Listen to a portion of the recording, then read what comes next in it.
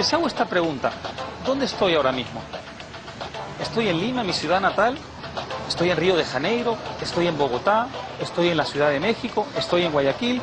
Echen un vistazo a mi alrededor y ¿qué encontrarán? Servicios públicos paupérrimos, infraestructura que colapsa, desempleo, subempleo y seguramente a la vuelta de la esquina crimen y drogas. Yo podría estar ahora mismo en uno de miles de barrios marginales en cualquier parte de América Latina porque estas son precisamente las condiciones de vida de por lo menos un tercio de nuestra población.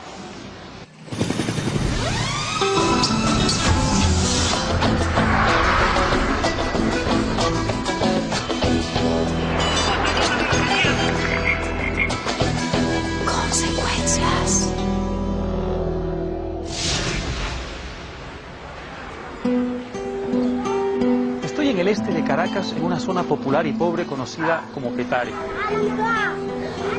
Aquí, como en otras partes, el presidente Hugo Chávez ha desarrollado una serie de programas de asistencia social conocidos como misiones que en teoría benefician a la población con la distribución de alimentos y los servicios de educación y de salud.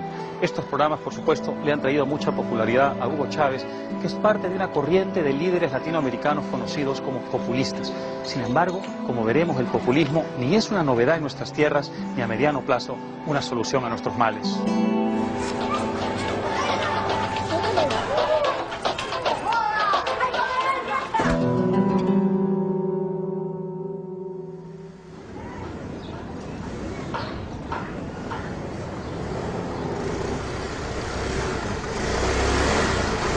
Es triste que en el ranking mundial de las diferencias económicas entre ricos y pobres, más de la mitad de los 20 países más desiguales sean latinoamericanos. A lo largo y ancho del continente, esta disparidad entre los de arriba y los de abajo ha abierto las puertas a muchos líderes carismáticos que prometían una revolución social con una amplia redistribución de la riqueza. De Juan Domingo Perón a Fidel Castro, de Salvador Allende a Evo Morales, la bandera de la justicia social fue un poderoso trampolín al poder. A comienzos del siglo XXI, Hugo Chávez es el más llamativo de nuestros populistas. Sus grandes promesas, llevar alimentación, salud, vivienda y educación a todo el mundo, han sido parte esencial de su revolución bolivariana. Y que nos vayamos directo a luchar contra el alfabetismo, carajo. Y sus programas sociales, llamados misiones, han llamado la atención de los medios alrededor del mundo. Otra vez, el sueño populista de la izquierda revolucionaria pareció al alcance de la mano. La mayoría de la gente piensa que los populistas son políticos de izquierda con otro nombre, pero como veremos, no siempre es así. Lo que pasa es que uno tiende a asociar ambas cosas ahora que la izquierda está de vuelta en el poder.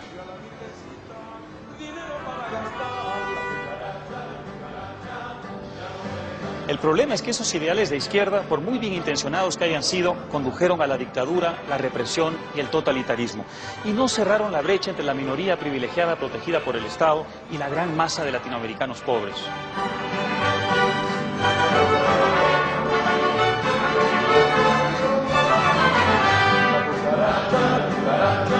Ya no puede caminar, porque no tiene, porque le falta, dos patitas para andar.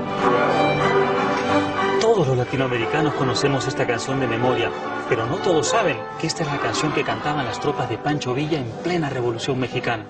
Una revolución, dicho sea de paso, que inauguró una larga tradición populista en América Latina.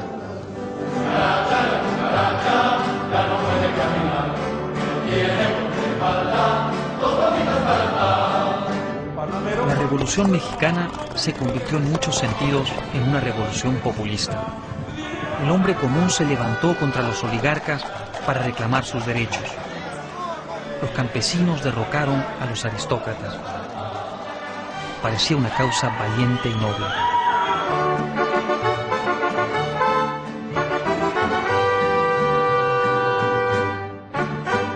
¡Bravo!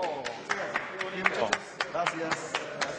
Felicitaciones, Jaime, muchas gracias. Qué bonito, bravo muchachos, felicitaciones. Me han devuelto a mi infancia, a mi chiquititud. Un sombrero imaginario para ustedes. Muchas gracias. Muy bonito. Gracias. Suerte. Suerte ustedes. Vámonos.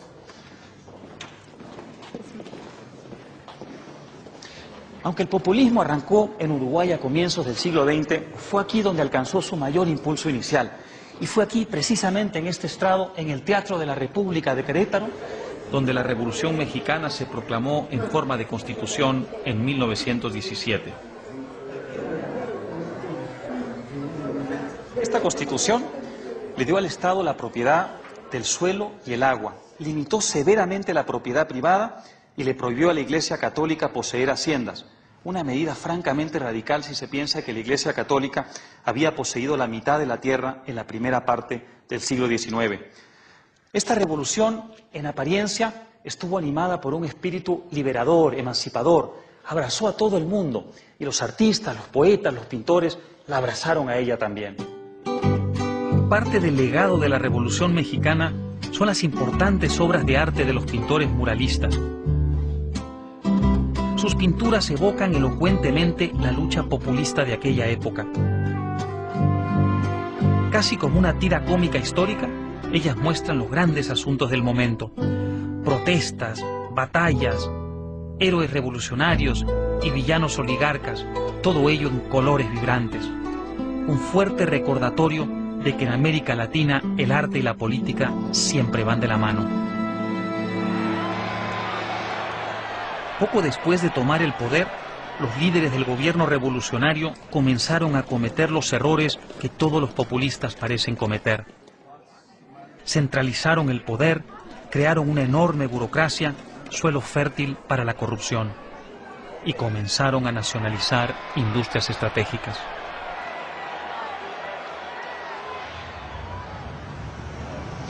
En la década de 1930, Lázaro Cárdenas anunció la nacionalización del petróleo desde el Palacio Nacional de México, que tengo a mis espaldas, para recuperar, según él, la riqueza nacional de manos extranjeras. ¿Les suena familiar? Pues debería, porque una larga lista de nacionalizaciones recorre la historia populista de América Latina, desde la Revolución Mexicana hasta nuestros días. Nacionalizar industrias estratégicas es una de las formas en que los líderes populistas parecen devolverle poder político al pueblo. Recuperar importantes activos nacionales como el petróleo, el carbón y otros recursos naturales, producción de acero, generación de electricidad, telecomunicaciones, todo eso volverá, para utilizar la frase populista, a sus dueños legítimos. No suena nada mal, pero desafortunadamente esa no es la manera en que las cosas funcionan a largo plazo. Y la propiedad de los hidrocarburos, del gas natural, que pasan a partir de este momento a manos del Estado boliviano, bajo el control del pueblo boliviano, es la solución a los problemas económicos, a los problemas sociales de nuestro país. En tiempos recientes ha quedado demostrado que esa tradición sigue viva. El 1 de mayo de 2006, Morales anunció la nacionalización del gas natural. En un gesto de fuerza, despachó tropas a diversos yacimientos de gas natural. Aunque luego dio marcha atrás parcialmente por la ineficiencia de la empresa estatal, la nacionalización ha quedado como un símbolo del nuevo populismo. Pero los orígenes del populismo contemporáneo no solo hay que buscarlos en la Revolución Mexicana. Hubo otros y muy sorprendentes. Hoy, en pleno siglo XXI, tendemos a pensar en el populismo como un fenómeno básicamente de izquierda. Pero sería un gran error creer que a lo largo del siglo XX el populismo fue únicamente de izquierda.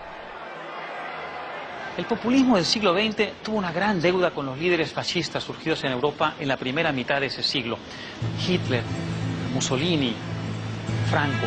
Quizá la figura esencial del populismo latinoamericano fue Juan Domingo Perón, un hombre del pueblo que hizo uso y abuso de este balcón de la Casa Rosada que da sobre la histórica Plaza de Mayo y que tuvo una gran fascinación por el fascismo, fascinación que pudo finalmente confirmar cuando en 1938 fue enviado a Roma como observador militar y pudo familiarizarse con la ideología y las políticas de Benito Mussolini.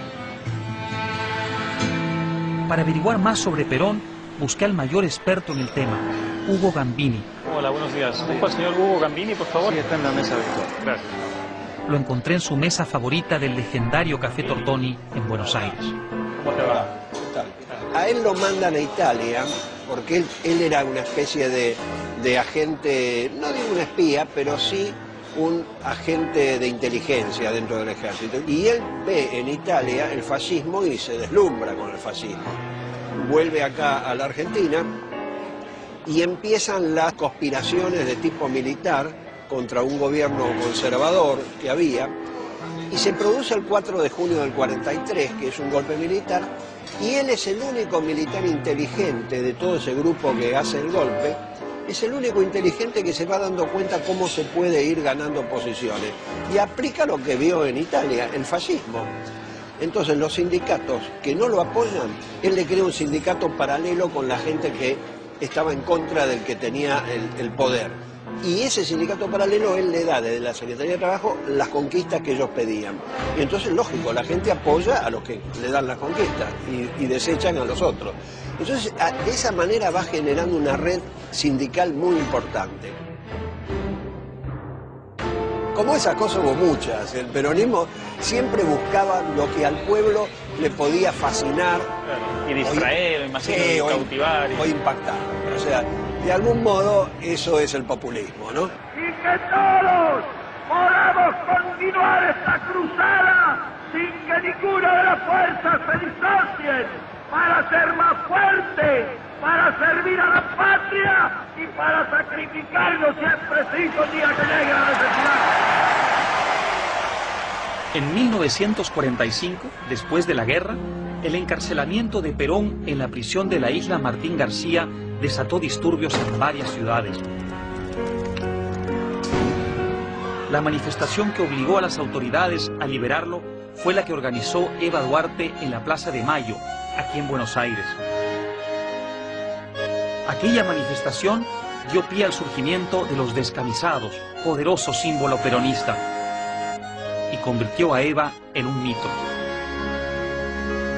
Poco después, Perón se casó con ella, y esta Casa Rosada sería su bastión. Una historia verdaderamente de telenovela. Ok, vale. Grabando 5, 4, 3, 2.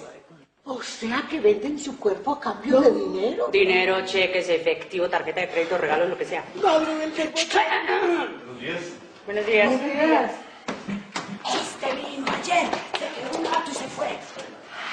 Debe ser que compró el combo multiservicios. Corta, bonita, ¿sabes? Yo tengo una teoría. No es casual que los latinoamericanos seamos famosos por nuestras telenovelas. De hecho, son casi nuestro principal producto de exportación. Recuerdo haber visto hace algunos años a todo un salón en el aeropuerto principal de Pekín en estado poco menos que de trance por Los ricos también lloran, la famosa telenovela que en ese momento se pasaba en la televisión china. ¿Por qué tienen tanto éxito? Quizá una razón se deba a nuestro temperamento.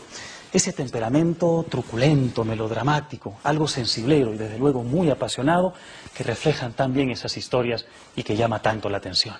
Polémica, 5, 4, 3, 2. A ver, estimada, a partir de este momento debemos actuar con un solo cuerpo. Corta. Él sale más afanado. Janet se tiene que meter más. Hay preguntas que hacemos. Es decir, Janet hace. ¡Ay! Ustedes se preguntarán qué diablos tiene que ver la telenovela con el populismo.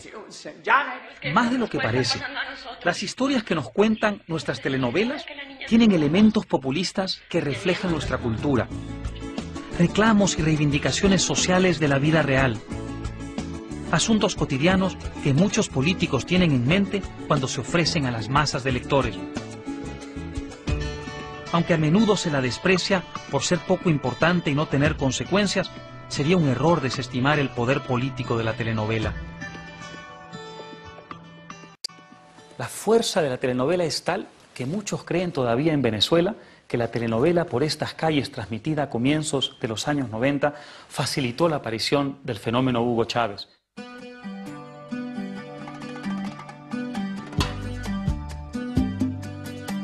Por estas calles Por estas calles fue una telenovela sumamente popular, transmitida a diario por el canal principal Radio Caracas Televisión entre 1992 y 1994. Como todas las telenovelas, tenía héroes y villanos, pero la novedad estuvo en el hecho de que también abordó controvertidos asuntos políticos. La corrupción policial, el mercado negro, el crimen, la pobreza y las instituciones fallidas. Se ha dicho que por haberse concentrado en estos temas, socavando el prestigio de los políticos, los jueces, los policías y otras instituciones oficiales, por estas calles ayudó a Hugo Chávez a ganar las elecciones en 1998. Le pregunté al autor de la telenovela, Ibsen Martínez, si cree que es cierto. Muy buena pregunta, ¿no? La telenovela en sí misma discurre del mismo modo que discurre el político populista. Tiene un discurso redistributivo de la riqueza, comparte la percepción de que la justicia es solamente para los ricos y que hay que fiarse de la buena voluntad de un tercero, en el caso de la política, de la buena voluntad del demagogo, del líder populista. En el caso de la telenovela, del galán, que en un momento dado interviene. Esta fue una telenovela atípica y bastante irrepetible. De un modo deliberado, los personajes tenían funciones sociales. Uno de los personajes más exitosos, contra lo que yo habría deseado, era un policía que tomaba la justicia por su propia mano.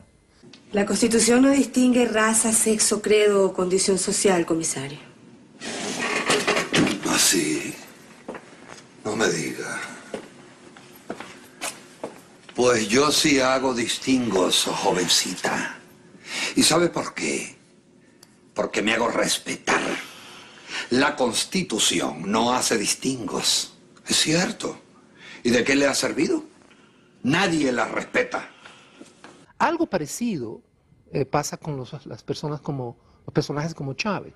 De no haber conspirado durante 15 años y lanzarse a una intentona golpista que lo mostró a los ojos del pueblo venezolano como una especie de Robin Hood que estaba dispuesto a pagar el diezmo de ser tenido por un ilegal a cambio de ser también percibido como el vocero de los que no tenían voz, el vocero de los excluidos. La desvalorización de la figura del político era uno de los grandes temas de mi telenovela. Lo digo con algo de pesar y de arrepentimiento, porque nunca fue para nadie en Venezuela tan fácil fustigar a los políticos como cuando tú tienes a tu servicio un canal de televisión y una telenovela exitosísima. Qué curioso que una telenovela haya tenido tanto impacto político, ¿verdad? Pero ya ven, política y cultura no siempre se pueden separar en América Latina, como ocurre, por ejemplo, en Europa o en Estados Unidos. Los poetas, los cantantes, los músicos, los novelistas siempre jugaron un rol importante en nuestra vida pública. Asimismo, nuestros dirigentes no siempre salieron, como por ejemplo en el Reino Unido, de la clase política profesional. Ellos llegaron en muchos casos al poder por vías distintas. A veces la revolución, a veces los golpes de Estado, a veces simplemente el dinero, y a veces salieron del mundo de los pobres gracias a su carisma y sus dotes de encantadores de serpientes. En muchos casos, como el de Evita Perón, son historias que parecen verdaderas telenovelas. Si ustedes creen que el salto de Evita a la fama en Argentina parece una telenovela, esperen a que les cuente esta historia mucho más melodramática. Es una historia que lo tiene todo. El paso de la miseria a la gloria, el triunfo contra la adversidad, el amor, su pérdida, su recuperación y finalmente el reconocimiento máximo. Es la historia de una criatura nacida en Pernambuco, uno de los estados más pobres del Brasil, situado en el noreste del país. Su padre se fue a trabajar a otro estado cuando era muy pequeño. Cuando su madre y 7 de los 8 hermanos se mudaron a Sao Paulo, se vinieron a vivir a aquella casa, que ahora está cerrada, pero que entonces quedaba contigua a un bar con el que compartían incluso hasta el baño. Desde niño tuvo que trabajar para ganarse la vida, lustrando zapatos y haciendo otros oficios. Cuando creció, entró a trabajar como metalúrgico y a través de su hermano se acercó al mundo sindical. Más tarde, el sindicalista inició una carrera política, fundando un partido laborista de izquierda, el Partido de los Trabajadores, y en 1982 legalizó formalmente su apodo de infancia, Lula. Pero en esos tiempos era parte de la corriente populista que venía desde la Revolución Mexicana y había sido recogida por Perón. Defendía a los trabajadores contra el capital y criticaba la inversión extranjera.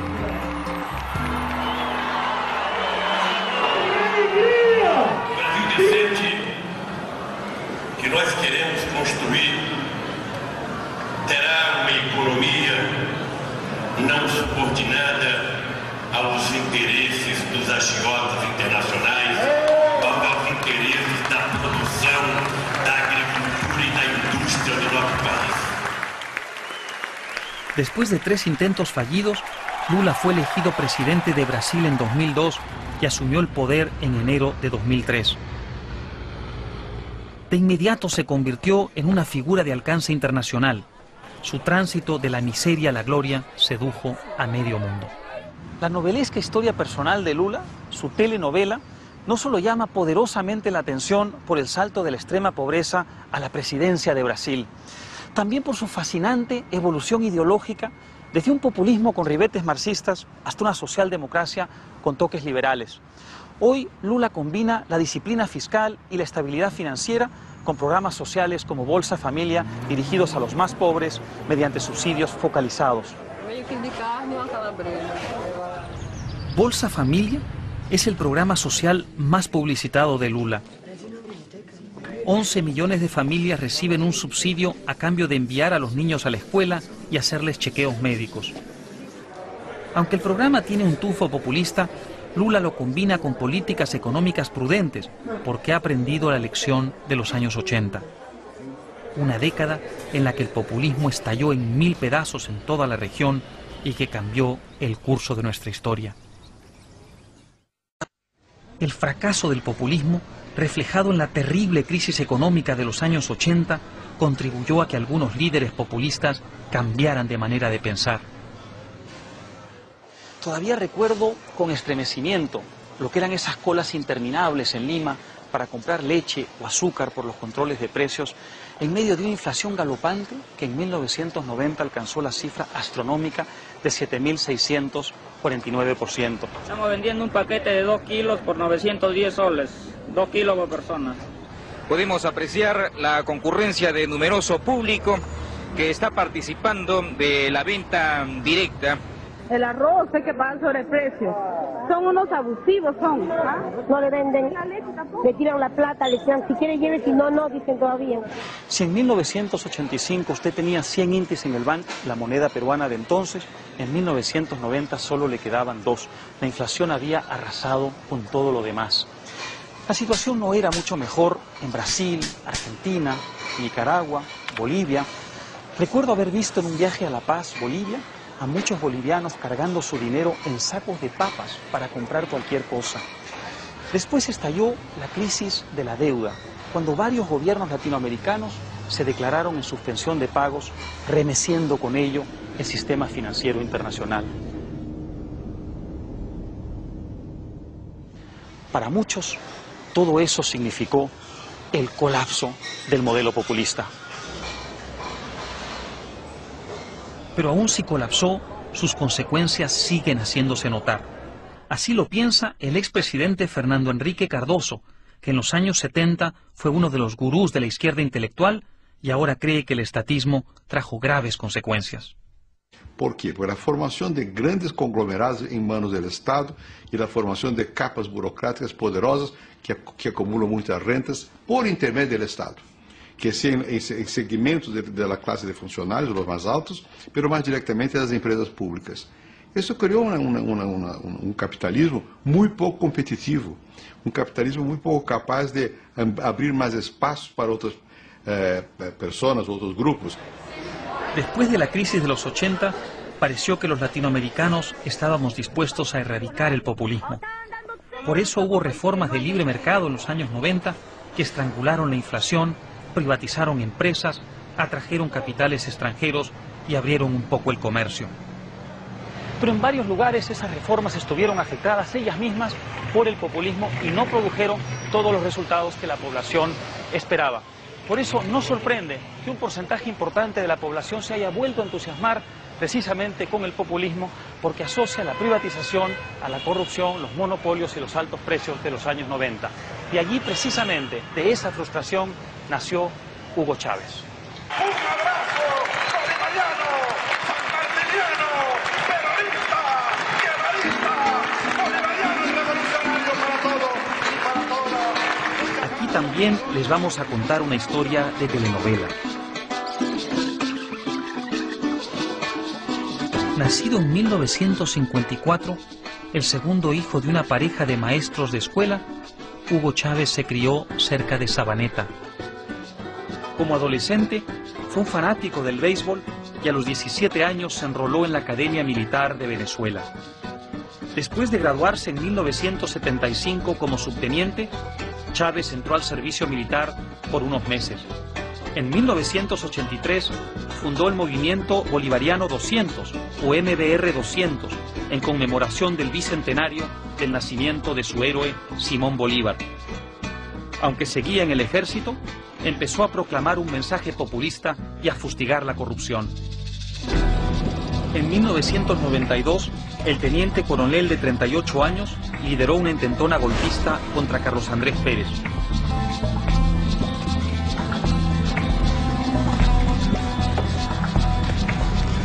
Fracasó la intentona y luego de su captura, las autoridades le pidieron que salga por televisión a pedir a su gente que se rindiera. Compañeros, lamentablemente, por ahora, los objetivos que nos planteamos no fueron logrados en la ciudad capital. Es decir, nosotros acá en Caracas no logramos controlar el poder. Hemos vivido una profunda conmoción, con peligro de una alteración total del orden público. Hemos dicho que no se exalte a los que dieron el golpe militar, que no hagamos una figura estelar de un pelón que traicionó a las Fuerzas Armadas, que causó muertes y daños. A la distancia, fue un gran error que las autoridades le dieran acceso a Hugo Chávez a la televisión, porque eso hizo de él una figura conocida en todo el país. Y el por ahora se convirtió en un eslogan, la promesa, pero también la amenaza de futuros cambios. Yo pido que le demos una plegaria a Dios para que le demos las gracias por esta victoria limpia, transparente y contundente del pueblo venezolano. Casi 7 años después, el por ahora se volvió una realidad y Hugo Chávez, tras ganar las elecciones de 1998, llegó al poder. Yo agradezco al pueblo venezolano y ahora que voy a seguir el mando de la República, me prohíbo fallar. En 1999 empezó la era Chávez, mediante una serie de referéndums que ganó con facilidad en un país decidido a romper con los peores excesos de la clase dirigente del pasado. Los seguidores y partidarios de Hugo Chávez tomaron el control de la Asamblea Nacional, donde ahora me encuentro, de la Judicatura y de todas las otras instituciones del país. Hoy en tierra con el pueblo de Venezuela y con la revolución venezolana. Sin embargo, varios canales de televisión privados, incluyendo RCTV, no se plegaron al gobierno. Unos optaron más tarde por bajar el tono y otros fueron cerrados. A raíz de ello, se empezó a hablar de una segunda Cuba. Rechazamos el comunismo, el fascismo, el caudillismo y toda forma de totalitarismo. Hacia 2002, la economía prácticamente se paralizó tras la decisión de Chávez de echar a casi toda la plana gerencial de PDVSA, la empresa estatal de petróleo. Una huelga general había provocado enfrentamientos en las calles. Las protestas contra Chávez cobraban cada vez más fuerza. En abril de ese año, Chávez invocó el Plan Ávila, que implicaba el uso del ejército para reprimir las manifestaciones. El baño de sangre parecía inevitable. Él llamó a los militares a través de sus comandantes más inmediatos y les ordenó preparar el Plan Ávila. Eso fue el 8 de abril. En esa reunión, los militares activos, comandantes de la unidad militar, le dijeron a los 3 generales que hablaron con ellos que ellos no iban a salir a reprimir. Se vuelve a reunir los generales del Ministerio de la Defensa, el comandante del Ejército y 2 generales más, el día 9, con los comandantes de unidades subalternas aquí en Caracas. Y los oficiales le vuelven a decir que no van a salir. Entonces, cuando el presidente manda a salir las tropas, el 11, los militares ya habían dicho que no iban a salir. Entonces, el poder de sustentación que tenía en ese entonces el presidente, apoyado en los militares, se le cae.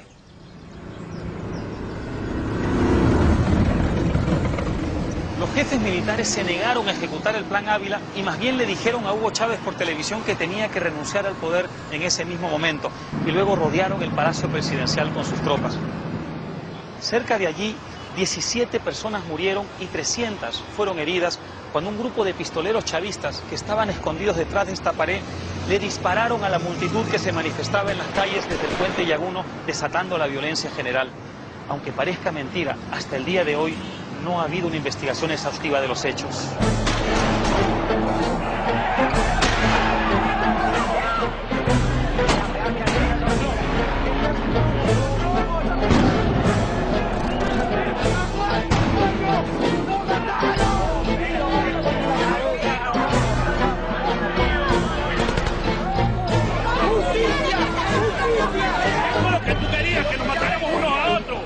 Chávez, por favor de Dios, déjanos de espera. El gobierno le echa un plomo al pueblo. El pueblo pacíficamente ha salido a protestar.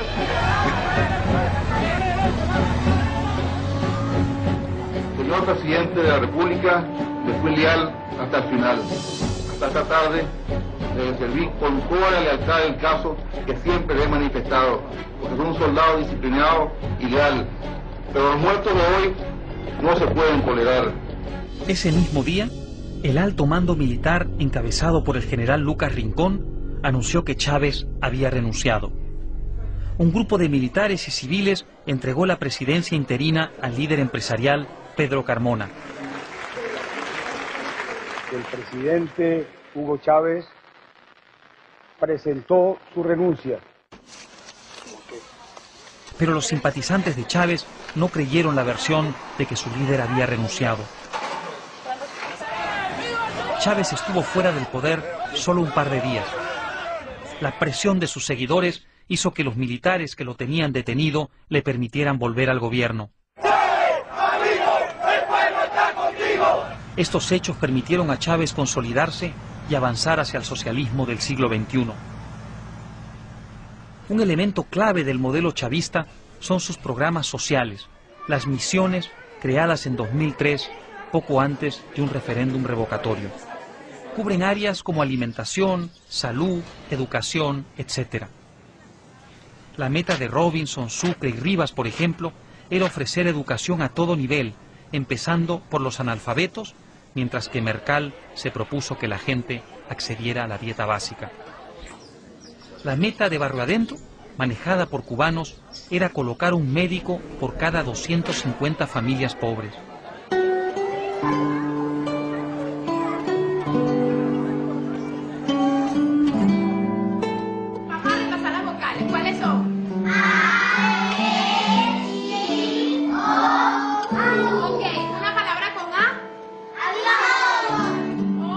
Esta escuela, por ejemplo, es parte de la misión Robinson en Caracas, un programa social que combate el analfabetismo. Ok, tengo 7 y le sumo 2. ¿Cuánto me da eso? 8. ¿Estás seguro? 9. Vamos a ver. En las noches, esta escuela recibe alumnos adultos a los que se les enseña a leer y escribir. Vamos a buscar la nocherita.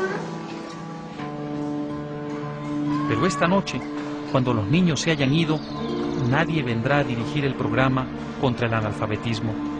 Muchos de los profesores, llamados facilitadores, no se presentan a clases. Sí, al principio cuando salieron las misiones fue como un boom publicitario de las misiones que van a llegar a las comunidades, todo eso se hizo el intento, pero desde un tiempo para acá eso ha ido decayendo. Tanto así que hay muchos módulos de Barrio Adentro que ya no están trabajando y no están funcionando. Es la misión para temas de salud, ¿no? Para los temas de salud. Yo mismo pude comprobar que muchos de los lugares donde deberían estar funcionando las misiones están abandonados. En este lugar donde estoy parado tendría que haber un gran centro de salud atendiendo a los pobres como parte de la misión Barrio Adentro que impulsa el gobierno de Venezuela. Sin embargo, como verán, no hay absolutamente nada. La construcción se quedó a mitad de camino y nadie sabe por qué. No es precisamente la utopía social de la que nos hablan los líderes populistas como Hugo Chávez, ¿no es verdad? El gobierno se olvida completamente de sus propios hermanos, el gobierno se olvida primero que el venezolano está primero, que el venezolano tiene que mejorar su calidad de vida, que el venezolano tiene que tener un primer empleo, que tiene que tener primero una seguridad. De eso se olvida completamente este gobierno. Populista. Le gusta el boom publicitario, hablar hacia afuera de que está haciendo algo, pero en realidad no llega a la comunidad, no llega a donde tiene que llegar. Es más que todo una cosa mediática para hacia afuera de que está funcionando, de que está haciendo algo, cuando la realidad del país es totalmente diferente. Hay unos 600.000 por lo menos que perciben alguna ayuda de las misiones. Entonces, ¿hay un alivio? Sin duda hay un alivio, porque en mi casa, aunque no entre por mi trabajo, claro, hay un estipendio, hay una cosa que está entrando. A la larga es insostenible y no empodera a la gente, o sea, no le da a la gente capacidad, oportunidad para ser creador de riqueza y de producir sus ingresos sin depender de nadie. Esto no es algo nuevo en América Latina. El populismo siempre empieza levantando grandes expectativas y provocando grandes frustraciones entre los pobres. Ocurrió en países como México, Argentina, Perú, Bolivia y muchos otros. La ironía del caso venezolano es que mientras los ingresos del petróleo siguen aumentando astronómicamente y un pequeño sector del país vive en la opulencia, hay todavía muchísimos venezolanos atrapados en la trampa de la pobreza, obligados a cambiar votos por subsidios. Aquí Hugo Chávez sigue anunciando la estatización de sectores que juzga estratégicos. Como saben, el petróleo ya está en manos del Estado, pero en el 2007 el mandatario venezolano anunció también la estatización de la electricidad y los teléfonos. Y el caudillo que acumula poder político también acumula poder económico y eventualmente termina callando a las voces disidentes. Se acaba la concesión. No habrá nueva concesión para ese canal golpista de televisión que se llamó Radio Caracas Televisión.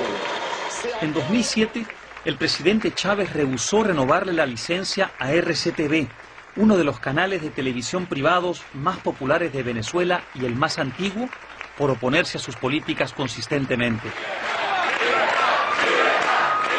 Hasta un sector de partidarios del gobierno salieron a las calles a protestar contra una medida que concitó la condena casi universal, incluyendo algunos colaboradores del presidente Lula que defendieron la libertad de expresión.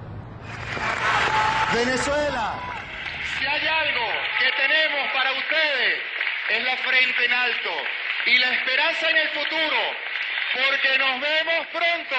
El propio Lula, en cambio, ha respetado la libertad de expresión a pesar de las durísimas críticas que ha recibido en Brasil. Hablando de Lula, ha sido acusado de desertar la causa de izquierda y correrse a la derecha. El ex sindicalista que acusaba al capital de explotar a los trabajadores provocó la ira de los trabajadores limitando las pensiones públicas. El hombre que atacaba a Estados Unidos por anexionista invitó a George W. Bush a Brasil, lo recibió por lo alto y anunció una sociedad con Estados Unidos. El hombre que atacaba al Fondo Monetario Internacional le pagó al FMI toda la deuda de su país con ese organismo. Semana pasada nós decidimos devolver para o FMI 15 bilhões de dólares que não estava sendo utilizado. Viajé a Sao Paulo para rastrear la evolución política de Lula. Adriano Diogo es un cercano amigo y colaborador del mandatario. Se conocieron cuando Lula ingresó al sindicato metalúrgico en los años 70. Encontré a Adriano en el Congreso de Sao Paulo, donde es senador, y le pregunté por qué Lula cambió después de las elecciones que lo hicieron presidente en 2002. Não foi depois das eleições que ele deu sinais. Ele construiu esses sinais ao longo de todos esses anos e de todas as derrotas teve documento fundamental, chamou Carta aos Brasileiros, de garantias econômicas, garantias de investimento e garantias de continuidade do pagamento da dívida externa, de cumprir os contratos internacionais. Tanto é que hoje algumas pessoas consideram o governo Lula, do ponto de vista económico, conservador. A diferencia de Lula, que dejó el populismo, Chávez no aprendió las lecciones del pasado. A lo largo de su gobierno, siguió decretando nacionalizaciones y planes para crear una milicia popular. En enero de 2007, Chávez juró el mando por tercera vez consecutiva y anunció un partido socialista para unificar a todas las fuerzas chavistas. También pidió un cambio constitucional que permitiera su reelección indefinida. Esto no debe sorprender a nadie. El populismo suele erosionar y hasta derribar a las instituciones democráticas. El hombre fuerte reemplaza la ley. El presidente o presidenta de la República puede ser reelegido o reelegida de inmediato para un nuevo periodo. Así de sencillo.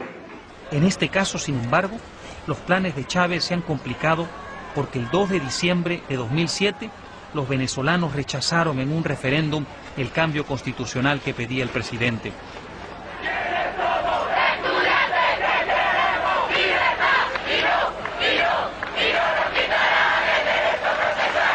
Gracias a una impresionante movilización estudiantil y otros factores, el no triunfó en la consulta. De manera que la línea divisoria está meridianamente clara al interior de la izquierda latinoamericana. Por un lado, el modelo Lula, que busca casar el manejo serio y sensato de la hacienda pública con la emoción social. Por el otro, el modelo Chávez, una película que hemos visto ya 100 veces en América Latina, que busca redimir al pueblo gracias al caudillo todopoderoso. Las diferencias entre la izquierda populista y la izquierda moderna son parte del debate latinoamericano hoy en día. Aquí en el Perú, algunas personas de izquierda ven con preocupación el mal nombre que el populismo de Chávez le está dando al socialismo democrático. Una de ellas es Susana Villarán, una mujer que ha hecho obra social en los barrios pobres del país y jugó un papel importante en la recuperación de la democracia en 2000, para luego servir en el gabinete de transición del presidente Paniagua. Sí, yo creo que hablar de la izquierda latinoamericana es un error garrafal. Sin embargo, lo que sí es importante es saber que las sociedades de países, sobre todo los andinos, pero también en el cono sur lo estamos viendo, están volcándose hacia algunas alternativas que ponen más acento en lo redistributivo, en lo económico, ¿no? En un rol más activo del Estado, ¿no? Eso es verdad, porque hay desigualdad y la desigualdad lleva a que las sociedades elijan gobiernos más de izquierdas. Eso es un tema. Pero Chávez, para mí, es un militarista antiimperialista.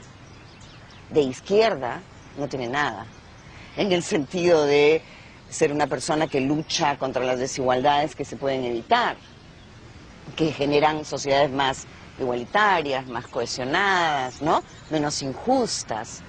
Hay una izquierda moderna, es una izquierda que combina el mercado con un rol activo del Estado, hay una izquierda que valora enormemente la democracia, ¿no? Hasta los populistas arquetípicos han abandonado total o parcialmente esas viejas prácticas. Aquí en el Perú, entre 1985 y 1990, Alan García fue un presidente típicamente populista, pero hoy, en su segundo paso por el poder, defiende abiertamente el libre comercio y las buenas relaciones con el primer mundo. Pensar que en 1987 Alan García provocó un cataclismo en el Perú cuando ordenó la nacionalización de todo el sistema financiero. Ahora, 2 décadas después, no solo alaba a la empresa privada, sino que propone privatizar la explotación de los recursos en la selva peruana. El Tratado de Libre Comercio que hoy día suscribimos nos va a permitir entrar sin obstáculos a ese enorme mercado. Una persona tiene que adaptarse. El mundo es más que una persona. Si alguien nace y desde el primer grito dice, pues vengo a cambiar el mundo, o se cree Cristo, o está loco. Nosotros lo que debemos es aprovechar lo mejor del mundo y evitar que el mundo, con las cosas malas que tiene, dañe a los más humildes. A eso le llamo ser de izquierda democrática. Por eso todavía reivindico el concepto de izquierda, es decir, creo que es eso, pensar por la mayoría. Pero por la mayoría se piensa con la inversión. Cuando levanto la bandera de la inversión, no es porque yo tengo una empresa, es porque creo que esos son los caballos que jalan las sociedades. Y sería bien tonto de poner la carreta delante de los caballos como lo hacen algunos, ¿ah? El salvaje que vive dentro de una caverna y dice, yo voy a inventar todo un sistema tecnológico y político para mí. ¿Y sabe a dónde nos ha llevado eso siempre? A las hambrunas, a las mortandades del estalinismo, del maoísmo, del hitlerismo inclusive. Oiga, dejémonos ya de esas barbaridades, ¿no? El mundo es uno, la tecnología es una, el comercio es uno. El problema es ser inteligente y saber ponerse en el lugar adecuado. Y eso es lo que estoy buscando para el Perú. Como Alan García, muchos pensamos que ya es hora de que el populismo deje de ser un rasgo importante de nuestra cultura política. Son demasiados los demagogos que han llegado al poder apelando a prejuicios populares, a miedos irracionales, a expectativas insostenibles. A lo mejor su retórica incandescente y su verbo nacionalista puede ganar elecciones con facilidad. Pero ¿qué importa? Eso justamente me recuerda a la frase genial de un gran periodista americano, H.L. Mencken, quien dijo: un demagogo es aquel que predica doctrinas que sabe que son falsas a personas que saben que son idiotas. Basta de que nos metan el dedo a la boca, ¿no?